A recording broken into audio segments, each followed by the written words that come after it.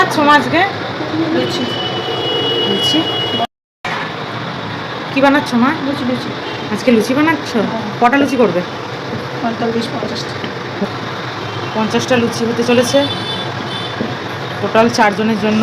10টা করে খাবেন। 10টা। ছোটোবেলায় আমি আর অনেক খেতাম, এখন তো খাই না, যে বেলা চলছে। এখানে আর একজন মাকে সাহায্য করছে। কড়াইতে তেল বসে গেছে, এবার হবে ভাজা। ভাজলেই প্রথমে আমি খেতে বসবো। সাথে হয়েছে এই আলুর দম, দেখেই মনে হচ্ছে খুবই ভালো, খিদে পেয়ে গেল। প্রথম লুচি ভাজা হচ্ছে, মা করছে। দাঁড়াও, এটা কি হচ্ছে? আর একটা লুচি হচ্ছে, এখানে একটা আছে।